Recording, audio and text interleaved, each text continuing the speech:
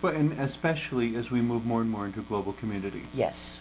We just have to become much more conscious of our assumptions and realize which ones need to be set aside for the sake of harmonious global community and cross-cultural interaction. And it doesn't negate the value of culture. It does put it into a larger context, where you have to be able to say that perhaps I live in overlapping Venn diagrams of culture. Okay. And it's okay for me to do this within my family and my immediate community, but when I'm interacting in this larger overlapping set, that's not okay, and I need to be able to contain both of those concepts.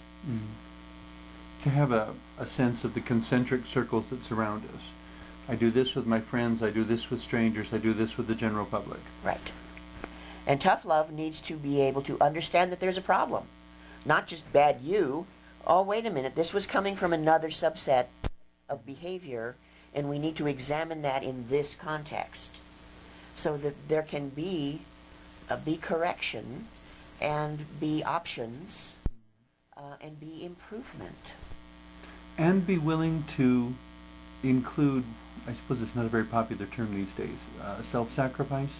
Yeah. You know, that whether it's the father giving up the night to sit in jail with his son, or the parent giving up half an hour to talk about something when they really need to be doing other things, but, you know, do you love your child? Well, you need to sacrifice that half hour to make it count, because this is an investment in a relationship that hopefully will go on for many, many, many years yet. Exactly. It's that important. It is that important, and it's your job. If you are a parent, that's your job as a parent. It's an 18-year contract. It is. It is. And you don't have to accept it in the first place. Right. But once you do, there's no backing out. No. You know, and in a similar sort of way, you know, getting back to the correctional system, when we say tough love, the correctional system is something we put there to deal with circumstances. Well, to a certain extent, that's why the word, though, is corrections. The corrections officers are in loco parentis. Inmates are wards of the state. On many levels, in they are... loco parentis, meaning a substitute parent. Substitute for their parent. The state has put them in a situation, the inmate, where many of their rights have been abrogated for a time. To a greater extent, they are legally children. For instance, they may not sign contracts of any kind. So there's that responsibility on the part of the state to be in loco parentis, and corrections officers are told in their training, you're a role model for these people. It is your job to show them by your behaviors what appropriate adult behavior in this culture looks like. So then it is also incumbent upon them, upon the corrections officers, in a situation where an inmate has acted out inappropriately, to do some tough love. To catch them at, this was not an appropriate thing for you to be doing.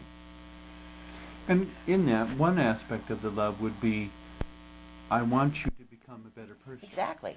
And I'm willing to contribute to you becoming a better person.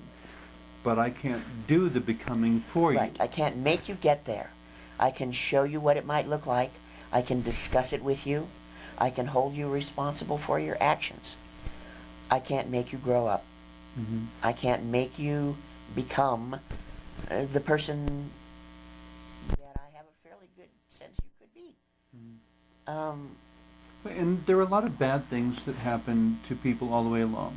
And I understand those should be grieved, and maybe sometimes the first thing they need to hear is, you know, what they did to you was really bad. Yep. And then you made a choice of your own. But even before we get to addressing them with their choices, you know, what happened to you was bad. I think there's a kind of liberation that happens in having it validated that it was bad. Oh, yeah. Because it seems like there are people struggling through society who their first challenge is convincing anyone that anything bad happened. Yes. You know, the rape victim who uh, maybe it was a stepfather, a distant relative, or a coworker, you know, something, and of course the first thing is, oh, so-and-so would never do that. Right. So you must be lying. Yes. Uh-huh. And, oh, the struggle of that, being both the victim Absolutely. and victimized.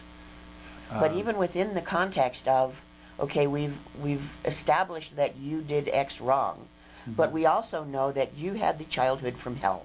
And we absolutely, you had the childhood from hell.